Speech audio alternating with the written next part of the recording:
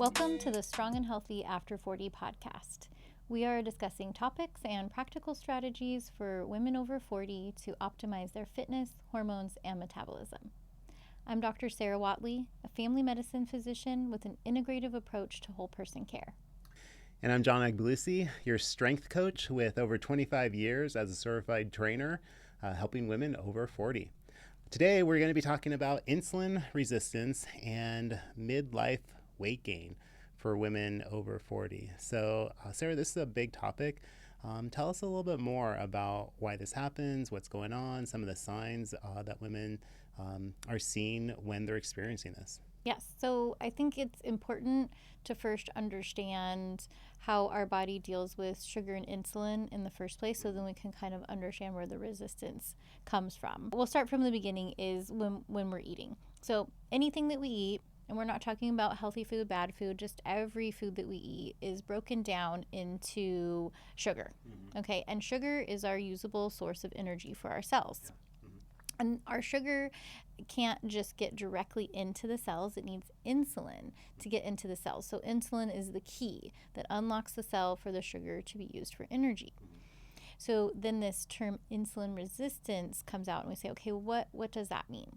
It means that our cell is not responding to the insulin as well anymore. And that can be for many different reasons, but if there's resistance to that, then the insulin, we need more insulin to open that cell up. It's knocking at the door, it's not answering, so it's bringing its friends. We need more insulin. Well, the consequence of that is that the insulin production is then going to lead to fat production and storage of the sugar that's not able to get into that cell.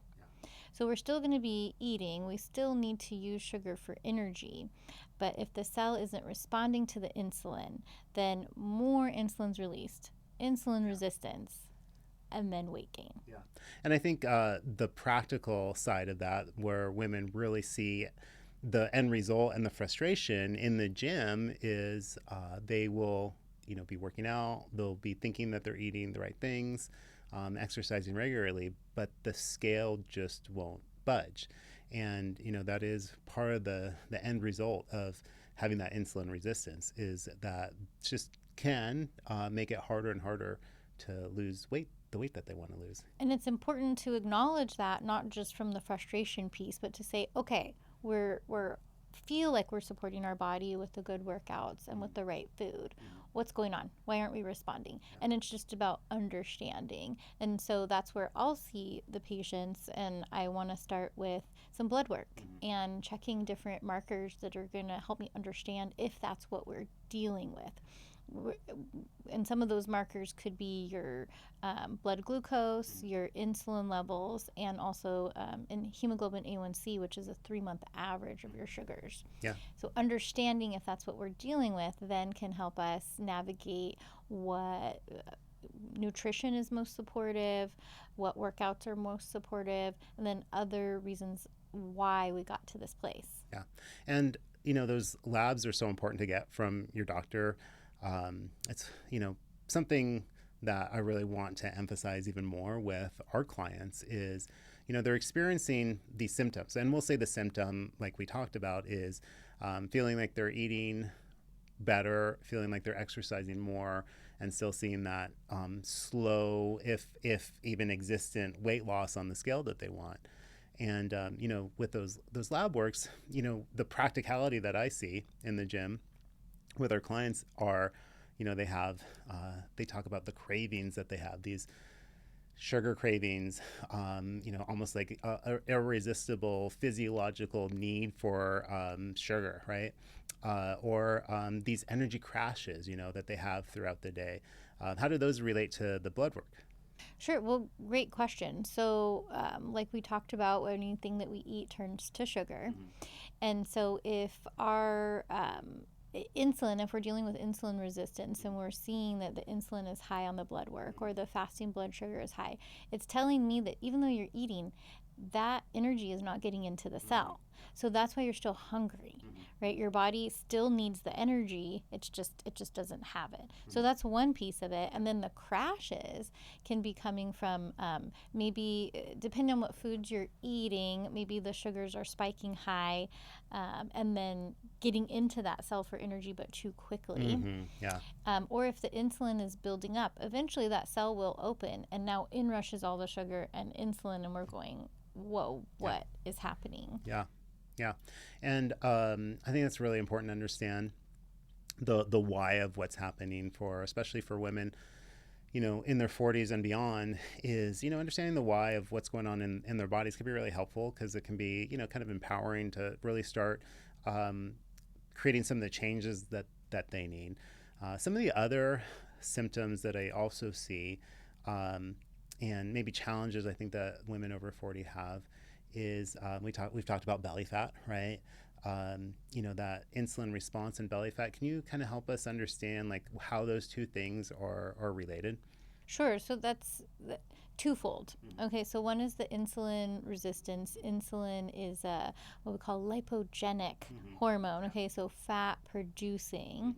So our body is saying, oh my gosh, we're not getting sugar in the cell, we're not getting energy, and we have more insulin. What we do need to do with that extra sugar is we need to store it as fat, because something's off, right? And we need that for energy later. So that's one piece of it. The other thing that's happening to women in their 40s is hormone shifts. And so one of those hormones, which is your estrogen, is decreasing. And estrogen is our insulin opposing hormone. So it keeps insulin in check. Right. It doesn't let it just run wild. But if we have less estrogen, then that means there's more insulin floating around and encouraging weight gain or fat gain, and it's usually the type that we see, okay, in the skin, the quote belly fat, but then also what we call visceral fat. So that's fat around the organs. That's the unhealthy type. Yeah, it's the fat. I always say it's the fat that is slowing down your metabolism. It's the fat that you don't really want. It's the fat that you really want to get your body to get rid of. That visceral fat, the fat that really has a negative health consequences. And then, so let's talk about, before we get to the foundational 3-step solution, let's talk about how eating habits, and not just, because a lot of people think eating habits as the types of foods that they're eating, right? And that's definitely part of eating habits. It's definitely part of what I try to teach, and I'm sure you try to teach, of what they're eating, but also how they're eating. So let's talk about some of the eating habits that really have maybe positive and negative effects on insulin regulation. Sure. So, like we said, all the food that we eat turns to these little sugars. But there's certain foods that help us with leveling out our sugars and our insulin, and one of those being protein. Yeah. And so when we eat protein, it's also broken down into these smaller components, but not quickly like other sugars. And it's also usable energy in different ways for our cells as well.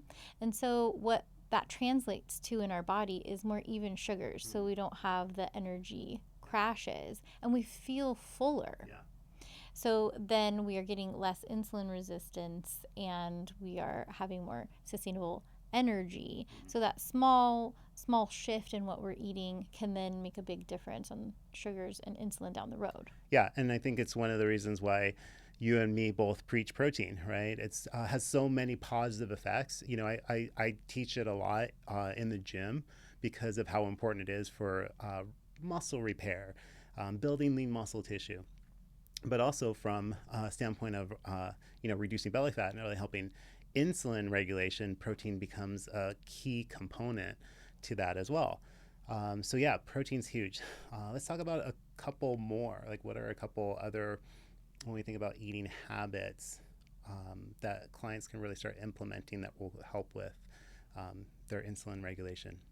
So something that we are taught is maybe a cultural, but we eat all the time, all the time. 3 meals a day plus 2 snacks, and there's always reasons to eat. Yeah. And that might be a cultural habit, but that also doesn't necessarily match the hormonal fluctuations in our body. Yeah. So there's really no rules per se on like how and when to eat. We can dive deeper into that as well.